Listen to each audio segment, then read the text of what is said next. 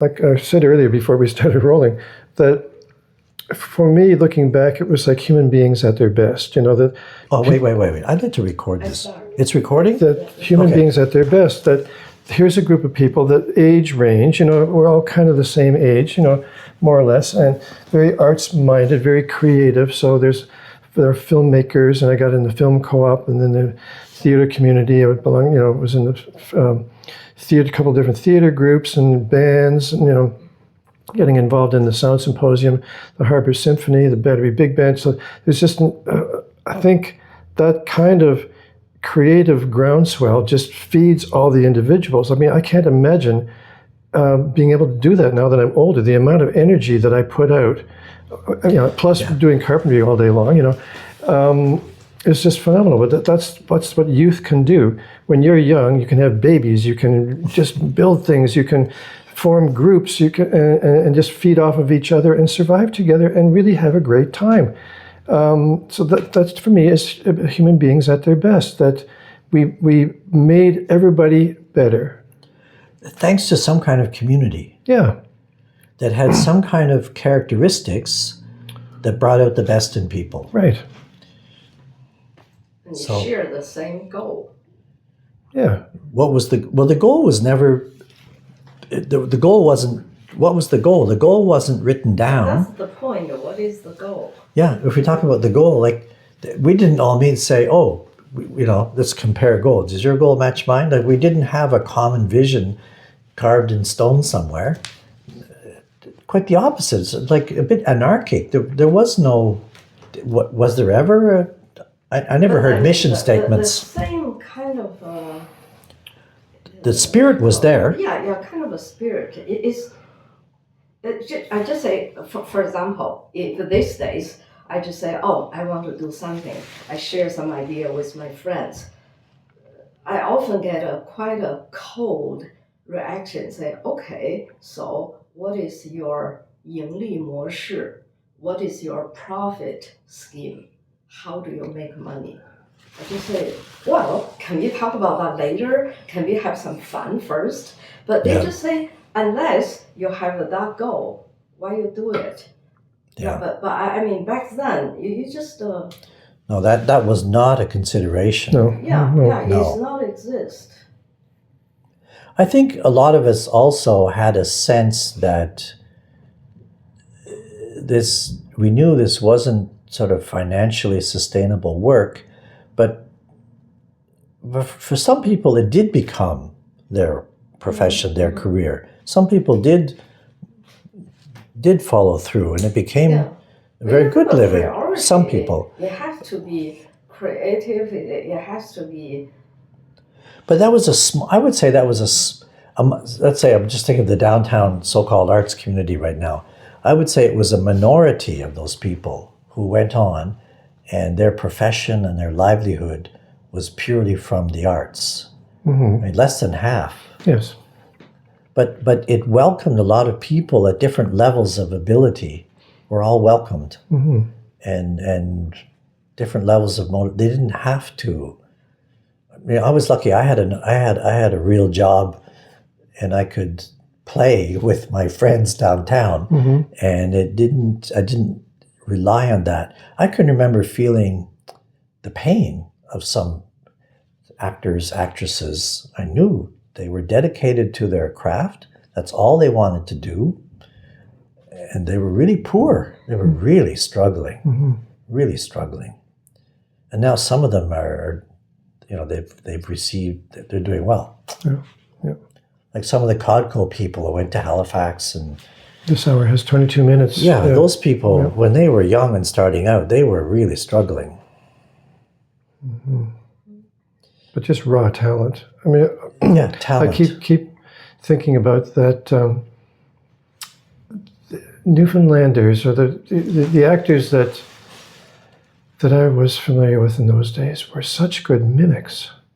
The key to their craft, one of the keys to their craft, was their ability to mimic other people. Yeah. Right? They could get the expressions, they could get the voice, they could get the mannerisms, they could, the body language. They could do hilarious imitations of other people.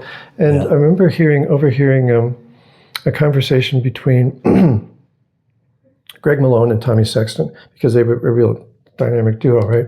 Yeah. And they were talking about when they were teenagers, like probably maybe university age, they would go around to parties. There were always lots of parties, so they kind of be doing the round of the parties in an evening. And they'd go to one party. The next party that they would go to, they would imitate the people from the previous party, and they'd be killing themselves laughing because they could recognize exactly who they were imitating. Okay. So that's how their craft was honed. It just, Yeah. they were just really good at it, and they just got so much positive feedback from being able to do it. It's just like, wow. So they became amazing comics with the ability to, whether they're doing these female impersonations and stuff, right? It's just phenomenal, right? Yeah. And even still, when I see these spoofs that Mark Critch does on Donald Trump, right? Yeah. I've seen various other Donald Trump mimics on TV, and he's by far the best. And he's from Newfoundlander. Yeah. He just zeroes in on the key little elements and masters them.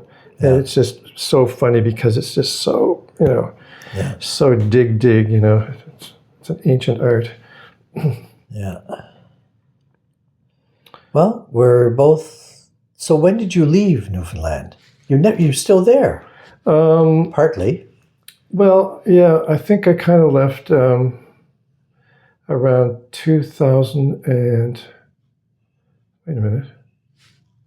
No, I guess I think it must have been around 2004, 2006 when Verlet and I moved to New Brunswick. So for half the year, we bought a house. We bought a house in New Brunswick, so that kind of sealed the deal. But we couldn't stay away from Newfoundland, so we go back every summer. But the net effect was that I lost all my music work because you got to be there. You got to be there. You got to meet producers when the idea is hot. You got to get in there and say yes. You got to meet them. And things often happen very quickly. So I just wasn't getting any more music. I became a sound editor then. That's pretty much it. But I could do sound editing long distance. Right. They could send me shows wherever I was, and I would do them and send them back again. That worked out for a long time. That was Newfoundland work. Yeah. Yeah. In order for it to work, of course, I had to maintain my Newfoundland residency because there's a federal, glitch where if called the film and video tax credit, the producers only get to subsidize the labor for local employees. You needed a local address. Right. Yeah. So I stayed in Newfoundland. I still am. I still file my taxes in Newfoundland. Huh. I lived in Newfoundland for about 11 years. I left for good in 86. Wow. Yeah. Yeah. So not very long. No, the first Harbor Symphony was 83. Yeah. Yeah. Wow. Yeah. But looking back on it, those 11 years are like, the scale of it is huge compared to the rest of my life. Like it's really, really significant years. I remember all of it so well. They were rich years. The amount of stuff we did was just unbelievable. We were riding on this high of creativity and opportunity and togetherness. Like you guys going down to the Trask Foundry and coming home with all those old patterns and stuff. Like there's just so much amazing stuff going on, right? Yeah. The Newfoundland Foundry. That's because I was an architect. I designed the houses that we had to tear that foundry down, which broke my heart because I went into the foundry, and that's one of Newfoundland's old industries, and it was like a Charles Dickens world. Did you ever go in there? No. It was like they actually poured molten metal, and there's a smoke and fire and. Like that blacksmith we saw in Norway. It's that kind of atmosphere, but big, huge space. And they had the most interesting thing to me at that time, because I was learning something about carpentry, was the pattern makers. Right. Before you make something in metal, you have to make a model in wood, make a plaster cast, and then pour the molten metal in and lost wax and so on. So the patterns were amazing. And when they tore the place down, I said, "What's going to happen to these patterns?" "Well, we'll throw them out." "Oh no, my God, no!" So I had a car, so I went back and forth. I took as many as I could, put them in my home. I can remember the LSPU had like a Christmas, before Christmas sale, people could buy things. And I had a huge pile of patterns. And I was giving them away, really. But I remember Rick Boland, a famous local actor. So, Joe Boy, what do you got there? And I said, pattern, they're very nice. These are like Newfoundland historic items. Yes. And he said, well, I said, you should buy some, they're good for Christmas. I said, why would I buy that? They're good for Christmas gifts, I said, So anyway, he bought a bunch, but they ended up in people's homes. Yeah. Peter Pope had some, they're still there now. Yeah. And so one more thing an opportunity I had was when we finished renovating those houses downtown, I remember I had my hand, I was looking for work back with architects.